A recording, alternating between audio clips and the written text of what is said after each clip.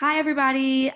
This is Kenya from the Center for Leadership and Social Change, and I am super excited to have two amazing students with us, Karina and Nia, to talk about diversity, inclusion, community here at Florida State. We hope that you feel welcome here, you feel safe here to explore yourself, explore other people, and just become a greater version of yourself than when you started here at Florida State.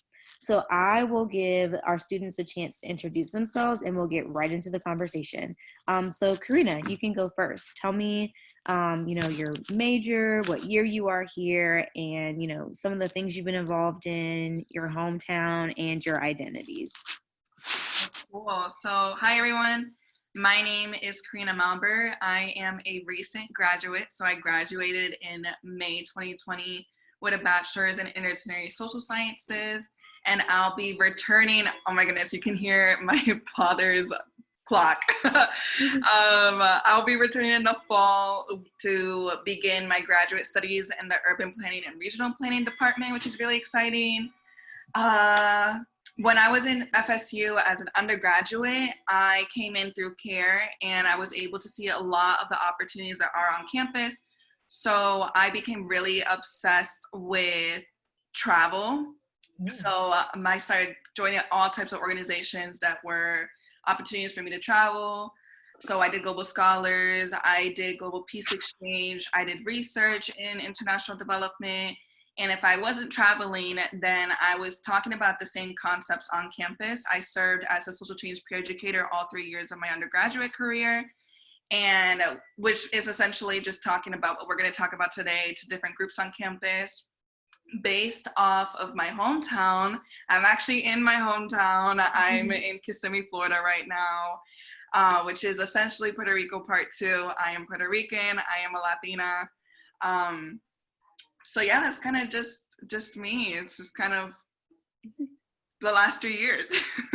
Wow, that is amazing. I did not know that you were coming back to be a grad student. So congratulations. I'm so excited for you.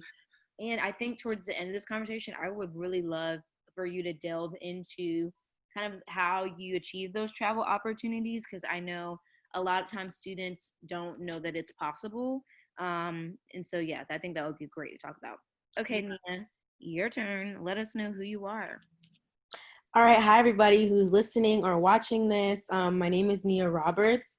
I'm going to be a junior this fall at Florida State. My involvements consist of a good number of things. The first thing that comes to mind was my favorite involvement and my first involvement, which was being a high school mentor with ladies at Godby High School in Tallahassee.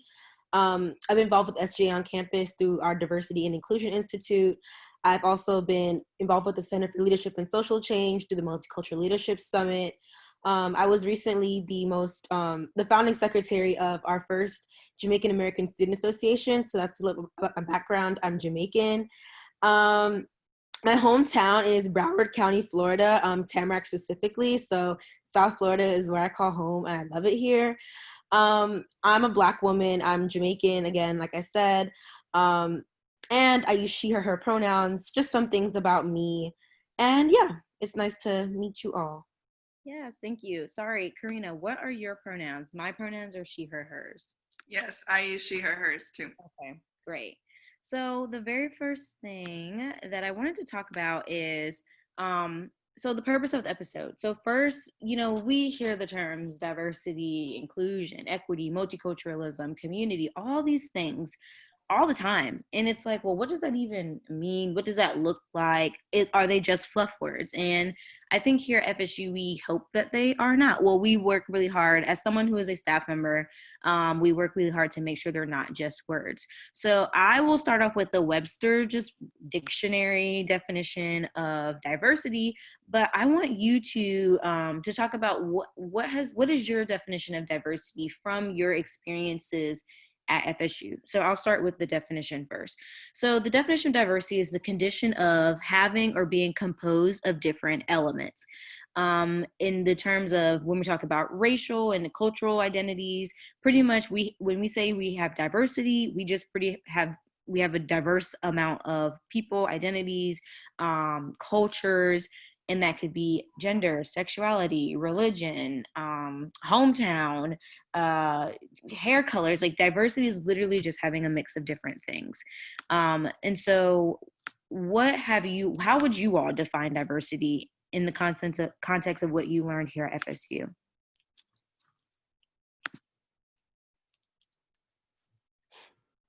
You can go, Karina. Okay, so I guess I'll talk about like my journey with diversity when like Kissimmee is a town that a majority of it is minority. So I kind of like grew up with diversity without realizing it was diversity on the basis of race, gender, religion, all of that. When I went to FSU, diversity kind of became the environment of having diverse ideas.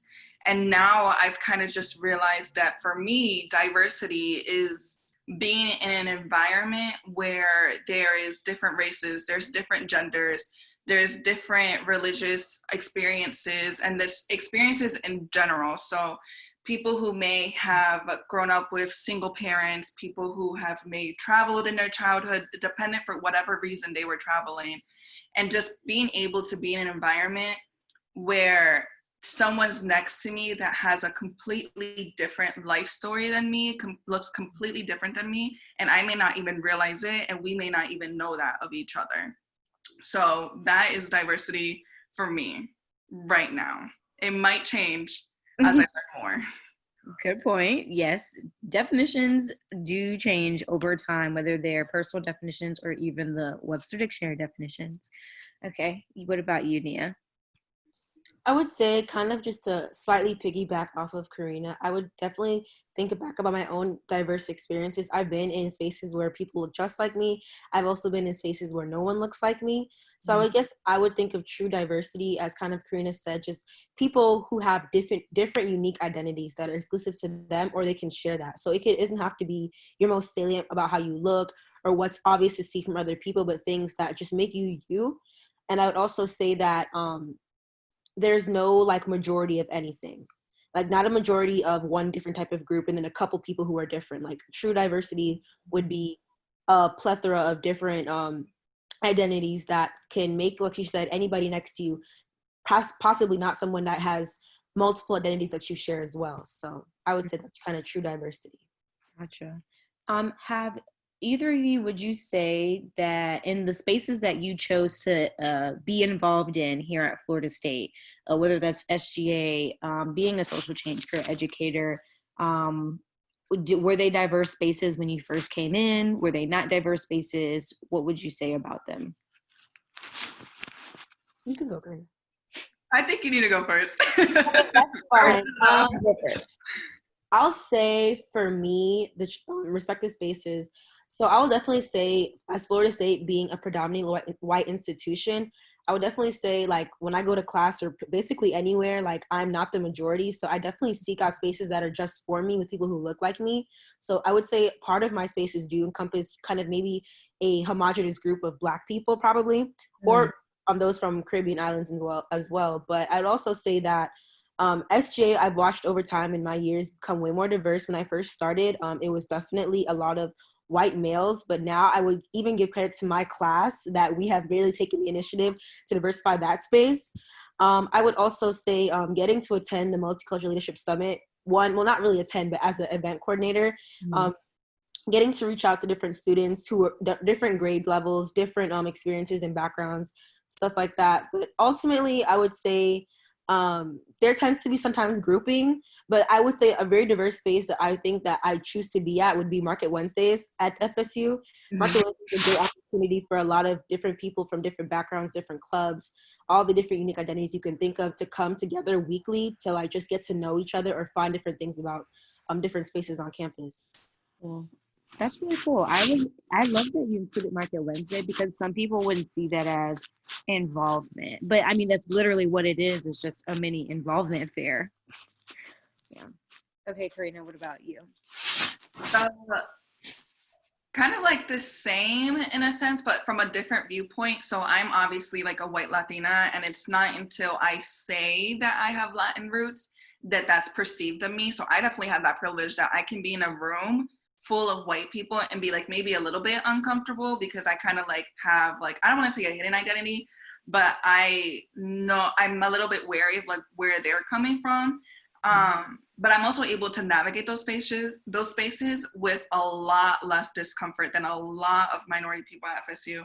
And I really like what Nia said about the whole like that there shouldn't be a minority. I'm going to take that from you. So when I first got to FSU, my first class ever at 8 a.m. was English. And there was one Black person in that class, and there was two. And then one of them actually never came back after that first day. So then there was only one other person. And it was just a little bit weird because I was like in care. So like in care, like it's majority Black people, people of color. So it was kind of weird to go from like GBMs, like general body meetings, and then going to class. It was definitely a weird like setting. But once I found the Center for Leadership and Social Change, that really became a space of diversity for me in the sense of like different races, different genders, even different majors. So Shane Whittington, our advisor, he forced us various times in my 3 years to talk to people from different majors that I would have never talked to before. I definitely am a little bit afraid of people who are within STEM, specifically engineers, just because I'm very impressed with what they do. And Shane was always like, okay, you need to invite them to a dialogue. You need to reach out to them. So, and even within the group of social change peer educators, there was different identities spanning from like someone who identified as transgender to just absolutely anyone who, like, we just had different people in our group, which was absolutely great. Every single meeting, we would always come with different stories of like, you wouldn't believe what happened this week, or you wouldn't believe what happened like 2 days ago. And it was just because we had different identities. So being a social change peer educator definitely was that space for me that I was able to get diversity. And then also within Global Scholars, it was definitely a diverse space. I believe that the CRE, the Center for Research Engagement and Academic Excellence, maybe I may have gotten that wrong. They do a really good job at being able to target students with minority identities on campus to bring them in and do programs in their department. So in Global Scholars, I was able to engage with white students, like quote unquote, but I was able to learn from them and they were able to learn from me. And then I was also engaging with Black students and like engaging with them and learning from them and they learning from me.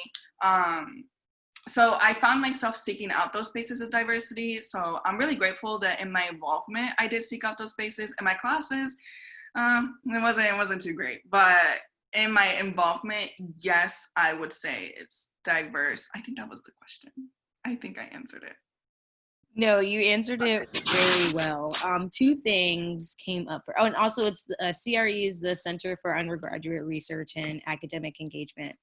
But two things came up for me when you were talking. So the first thing where you were like, because you are perceived as a white Latina, white people can be more comfortable around you, but you may be uncomfortable. So I just wanted to note that just because, your outward appearance gives you privilege, like social privilege, that doesn't mean that you shouldn't feel uncomfortable around, large privileged groups. So to say that if there are other white Latinas out there who may have felt like, well, you're a white Latina, you have privilege, you should be able to, do anything and go anywhere. That's not always the case, because just because you are white Latina doesn't mean you still feel comfortable in those more majority kind of exclusionary groups.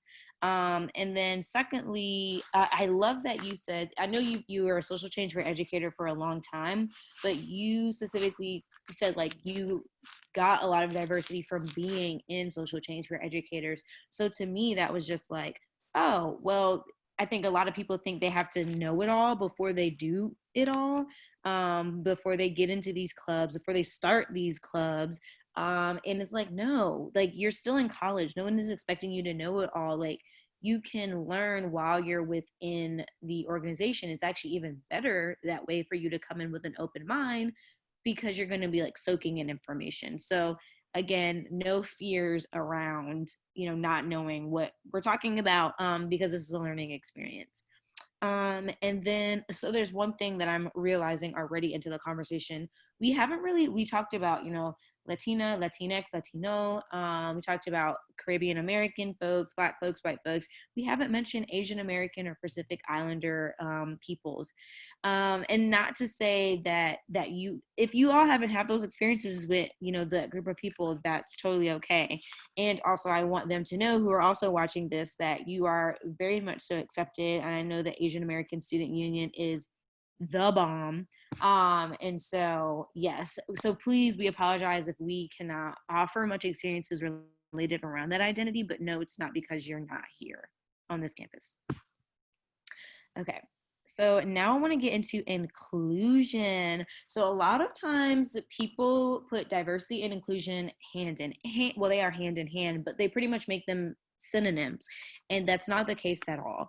Again, dictionary definition of inclusion is something that is included, or the act of included, integration approaches, so that pretty much people are accommodated. We're able to make communities more fair, more equitable, and not only even if there is a minority and a majority in the group, that minority doesn't feel like they're a minority, essentially. So that's a little bit of a dictionary definition and a little bit of my sprinkle. Nia, how would you describe inclusion, and have you seen that in your respective involvements? And tell us some specific ones maybe that you think that inclusion has been really readily apparent.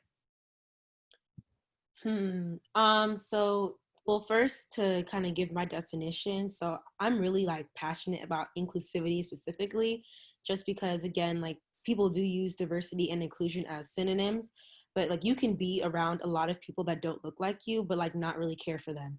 And I think that's where inclusivity starts, because it's not toleration. It's not just, okay, I can coexist. It's to be welcoming of somebody's differences that aren't yours, your basic identities, or it's not gonna be I can just next to them. It's really being able to have a conversation, being comfortable learning from them. And I think that's what really inclusivity is, and being inclusive. I would say in my spaces, I think that I have witnessed a lot of inclusivity personally, just I guess by the people I choose to surround myself around. They're very welcoming. I know it's what's the word? It's come off on me as well, even more so than I probably was before. Just even when I'm not familiar with somebody's identity that might be their most salient, I feel very engaged to learn about them, just from having conversations with them and being a normal person around them, versus asking questions and making them feel uncomfortable if they're not ready to share about those things. But I guess sometimes I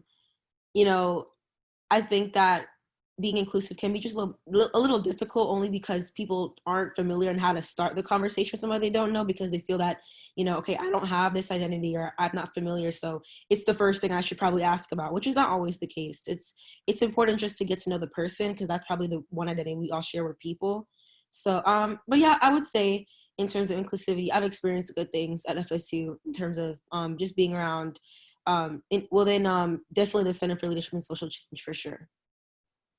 I love what you said. Just get to know the person, because that's literally one thing we all have in common, is that we're all human. And Shane Whittington, who also works in the center, he always talks about getting to the humanity of people. In this diversity work and social justice, we're just humans, trying to figure it out.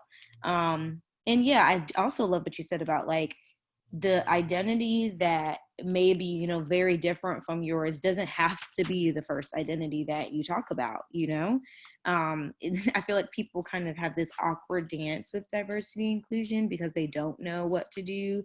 And I think Shane also said, if you don't know, just talk about it, ask about it, or just try, have that good intention. Okay, Karina, what about you and inclusion at FSU?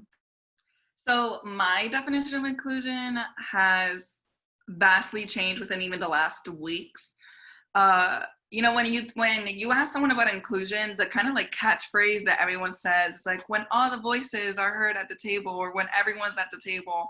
But I recently saw a tweet that was saying the act of saying that there needs to be someone who isn't at the table brought to the table is kind of still that superior complex, because the majority still dominate that table. Like, you're still in possession and ownership of that table. If you're including someone, you just need to get rid of the table.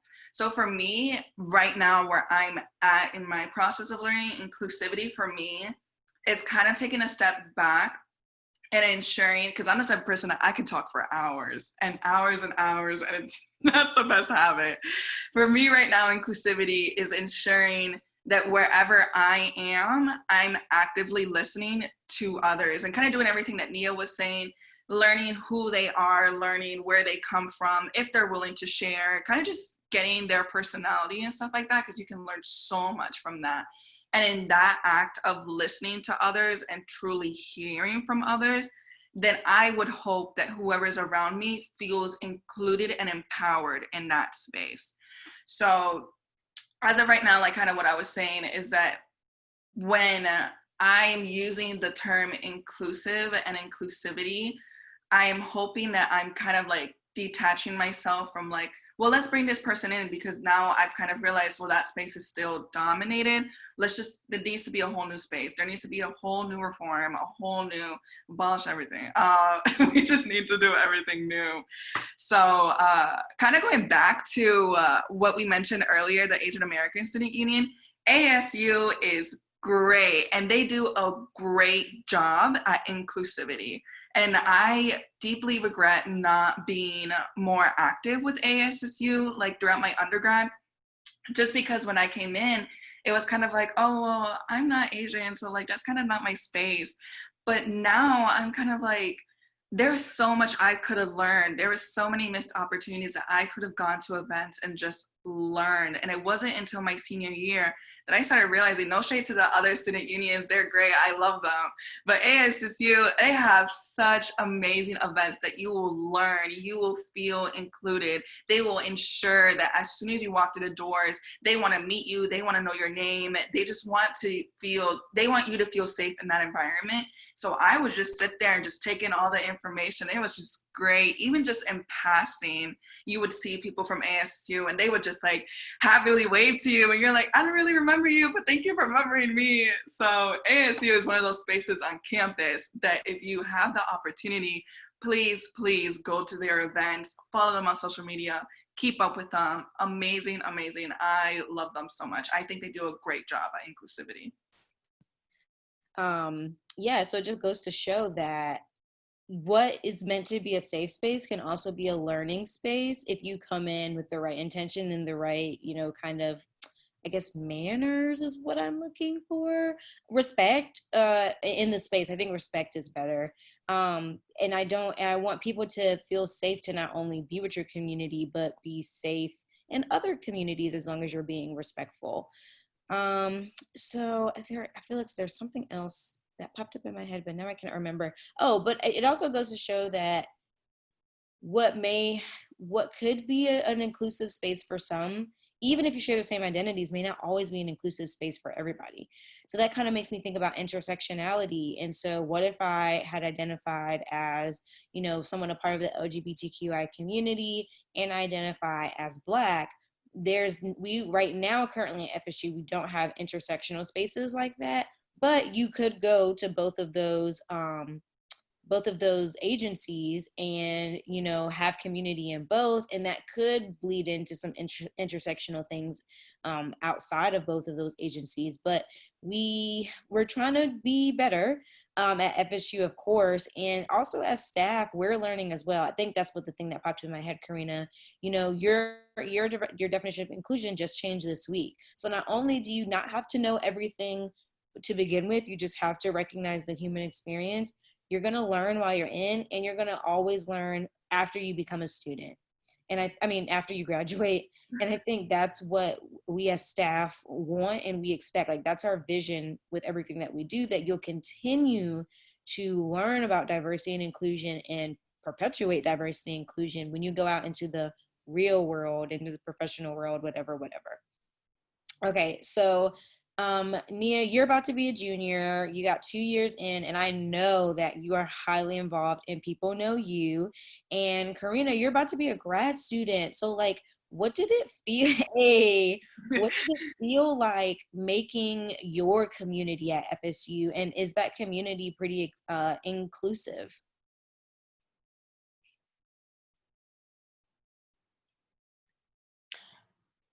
I would say for me, so I didn't come in through care or any program. So like I really just plopped. I'm sorry if you hear my dog barking right now. Hold on. I'm so sorry. But yeah, I didn't come in through care or anything like that. So I really just plopped myself in a room with another person and say, okay, like, I'm gonna try my best. And it was really just me putting myself out there, joining different things, signing up and seeing like, hey, let's just go. And to build my spaces was more so like, again, putting myself out there, but also just being willing to learn, because even I think we have this misconception, excuse me, just because we have this identity, we know everything about our identity, which is not true. So just being willing to learn and to hear from others, like really just listening, was really what brought in my community, because it allowed me to like learn more about myself and other places where I wanted to have a community, where I wanted to fit in. So that was really like essential to just building the spaces that I find myself in today. Um, and also just taking initiative where it counts as well. But when I say initiative, I mean like Kenya said before, like, we don't have a bunch of intersectional spaces, but like sometimes it will take maybe a couple people just to like, whether it's formal as a RSO, a registered student organization, or just people choosing to meet up and just kind of have that community. You guys can talk on GroupMe and hang out, like just taking that initiative to like find your people, or find who you, or make a group of your own. Like, I think that's really important to build spaces. That's how I built some of mine. That's how I started with my friends, Jamaican American Student Association. It's just like having the want and like following like your heart. I guess it sounds kind of cliche, but really, really following your heart. That's a part of college. It's just like really being finding your passion and just following that. So that's how you build your spaces. That's how you find your people or other people that aren't necessarily your quote unquote people. So yeah.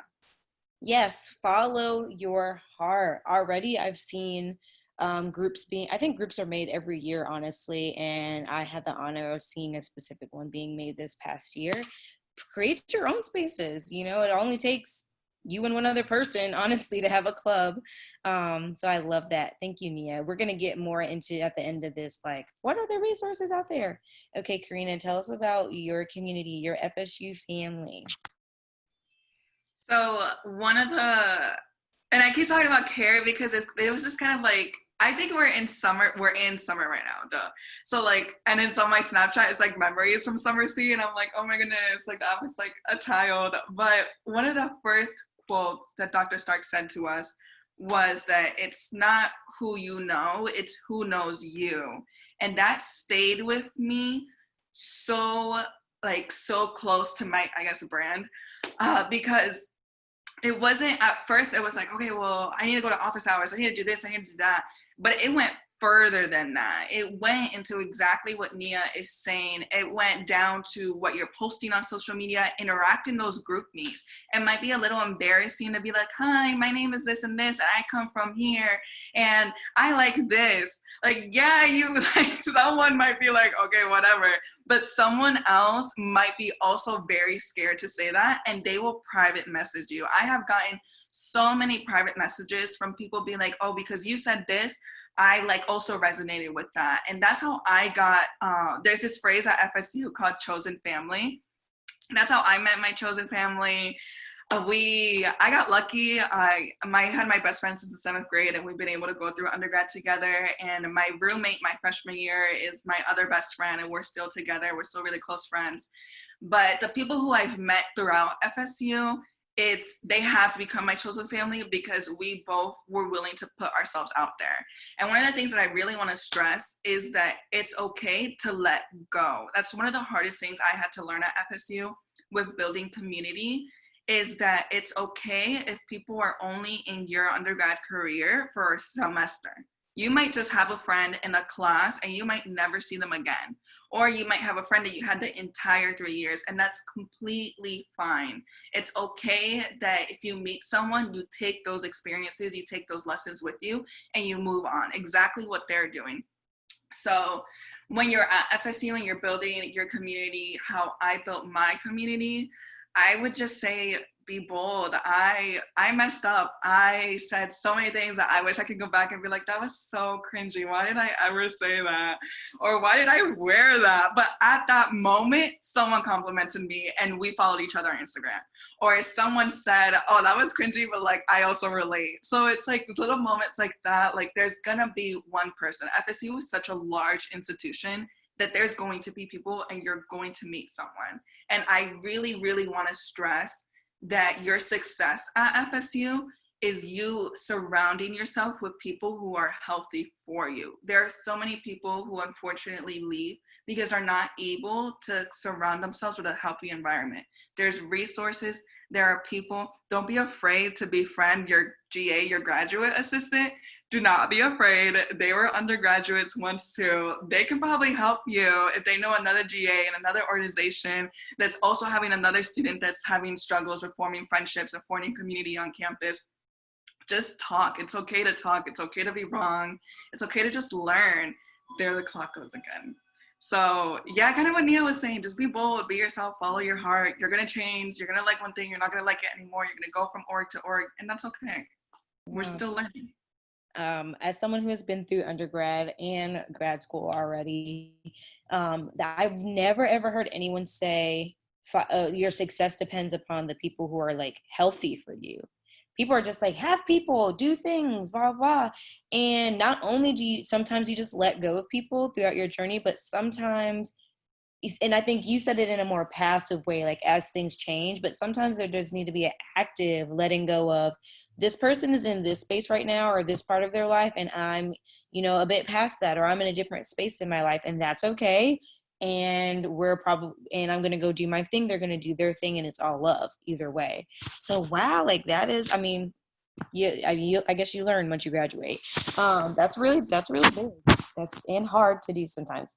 Okay, so as we end here, I want to get into the resources. So, Nia and Karina, just like spew out all the good, like, communities, the good spaces, the good offices, student, staff, whatever that have been good to you so far at FSU, and that you would recommend someone, this is their first time at college, or a transfer student new to FSU, you would recommend that they get into. And Karina, I think, and also, okay, for you, Karina, I want you to talk also more in depth about travel opportunities.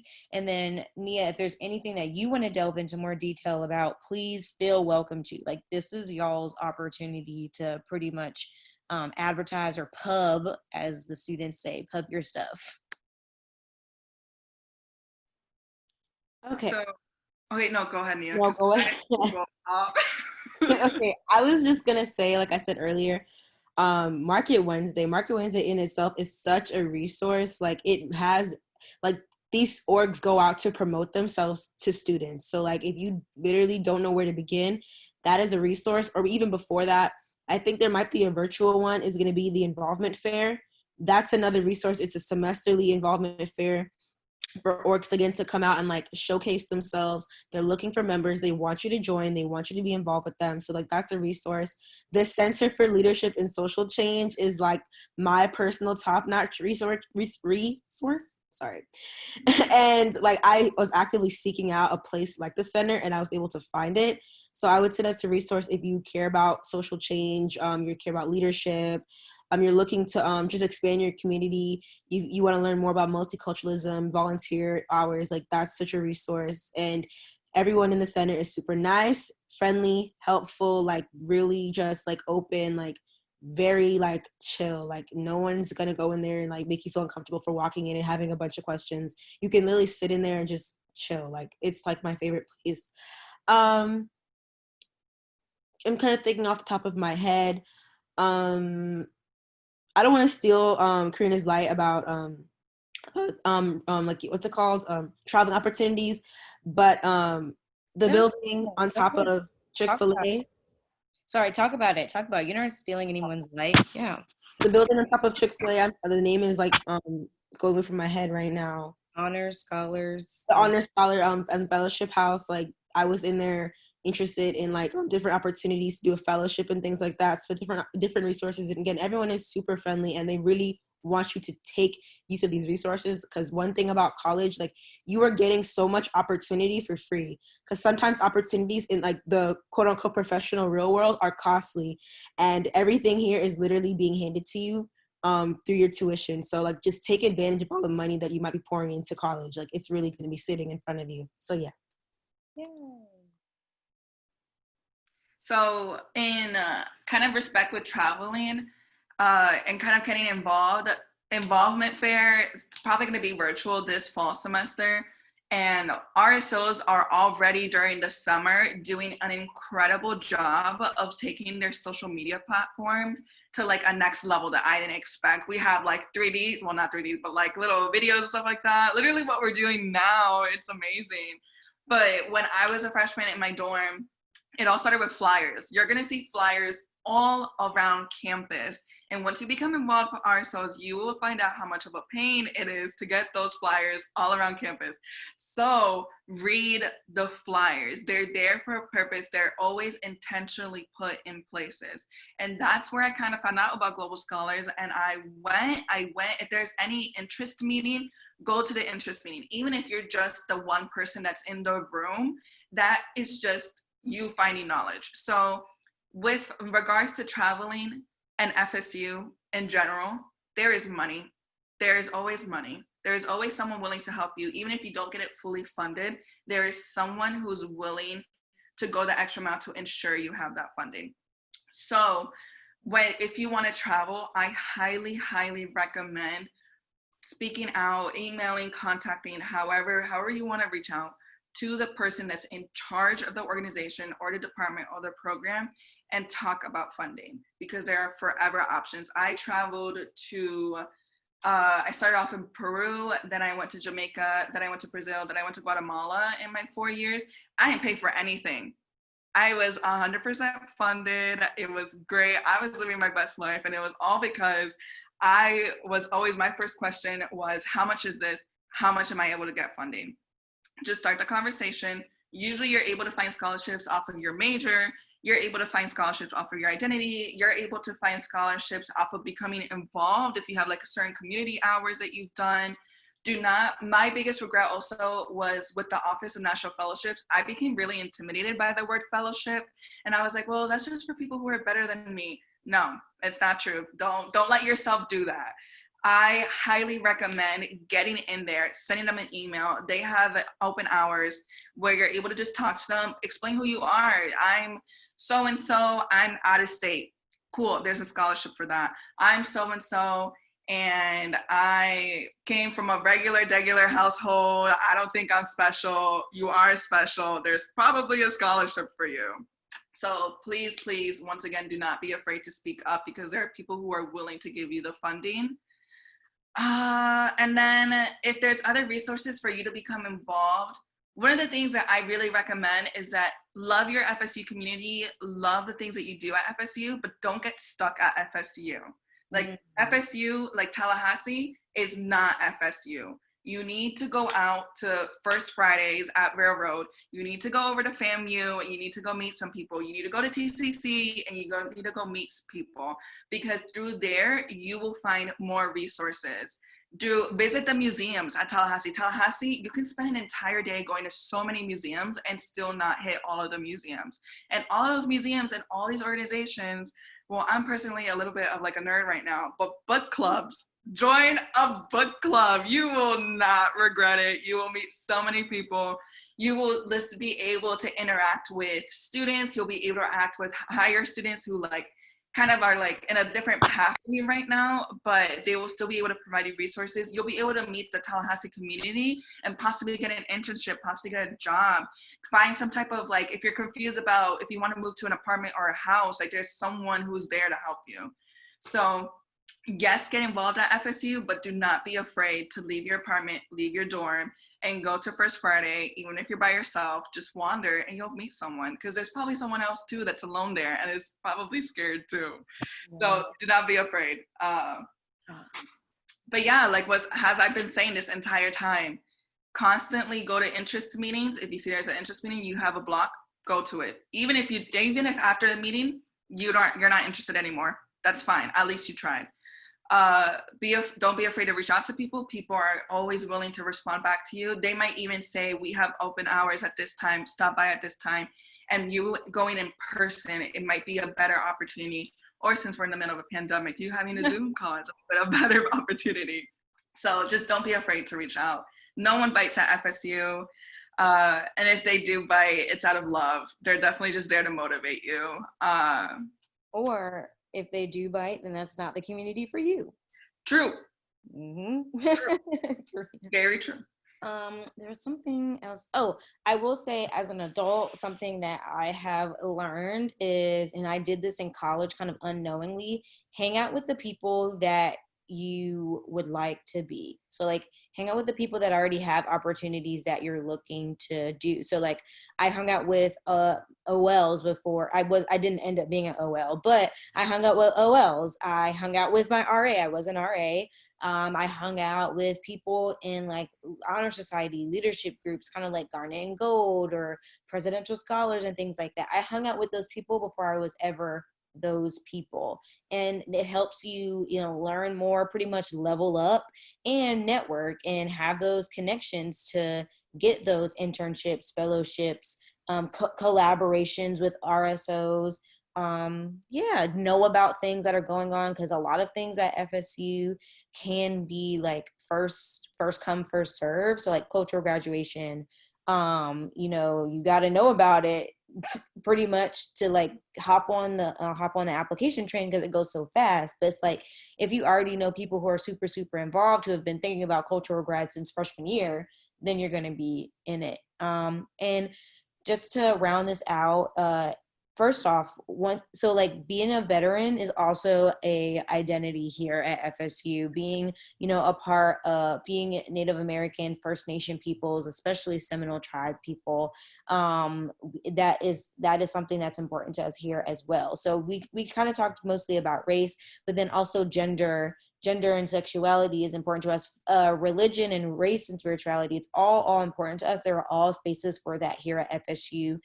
We're just only 3 people, and so we didn't get a chance to tap into all of it. And at the end of the day, you always have someone to go to talk about it. And so I'm biased, but start in the center. There's staff members who are there to help you in the center figure it all out. If you don't know where to start looking, then I would go to definitely a Market Wednesday / involvement fair. And if you are living on campus, talk to your RA. They get paid. They're not just there to like babysit you all. Like they get paid to tell you about the resources. Talk to your residence hall director. Again, they get paid to help you out on your journey. And also utilize the University Counseling Center. You do not have to have it all together. Yes. So yeah, those are my last words. Do y'all have any last things to say before we end out this amazing conversation? Yeah, there's. Oh, go ahead. No, go ahead. I was just gonna really go back to Karina's point, like talking about resources and what you just said as well, Kenya. Like, do not let intimidation like stop you from doing anything. Like, I know like in our like social like culture today, like we're kind of concerned about our reputations or how we look or how others perceive us. Like you are going to miss so much trying to like avoid or like look a certain way when like you could really be living your best life in college. And dang, Kenyon, you said something that I really wanted to comment on. But yes, like just being cognizant of like, oh yes, networking with other students. Like students are also resources. Like I'm a resource. I know a lot of people on campus due to my involvement. I've been in different departments. So like networking is super big. So again, like don't let intimidation stop you from talking to people and networking, because I could put someone onto a different scholarship I found out about that could get me to go to this place. So like definitely be comfortable and be bold in terms of just like exploring your opportunities in departments and with people as well. So like those are my final closing words. Thank you, Nia. What about you, Karina?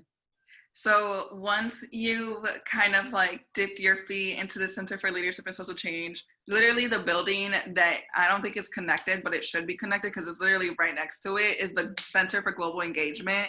They put on such amazing events. Like literally it's just so wild to me how FSU works sometimes, because they are able to put on events from well, it's international, but they're able to get international movies that you might have never been able to see before outside of FSU. There's a movie theater, you're bound to see like really amazing movies. If it wasn't for like the Globe, I would have never seen Parasite, and Parasite is like at the top of like my movies now. So definitely don't be afraid to go to the Globe. Oh, I don't even know what the word I wanted to use, but don't be afraid to go to the Globe to continue learning. And then once you're done with the Globe, don't be afraid to go to the ASLC and kind of meet people. You sometimes might be intimidated, be like, well, that's like for gaming. It's not only that. I used to go there to study. There's an art center there. If you're artsy and you want to like learn a little bit more about that, don't be afraid to go to the movies by yourself. You'll meet someone. I definitely went to plenty of movies by myself, because if it's free, it's me. And so yeah, don't be afraid to check out other buildings on campus. If you just wander in, there's bound to be an office that you can walk into and ask, what is this building even about?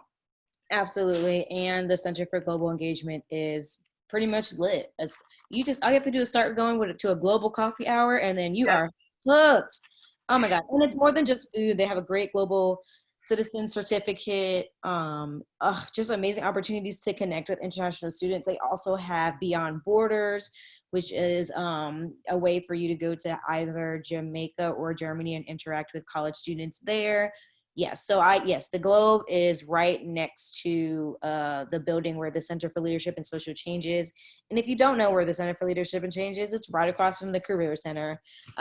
So yes, thank you so much, Karina and Nia, for taking time out to have this conversation. This will hopefully help a lot of new students as they enter virtually or in person. I don't know where we're staying right now, at Florida State. I hope y'all have a great weekend. And yeah, I can't wait till everyone watches this.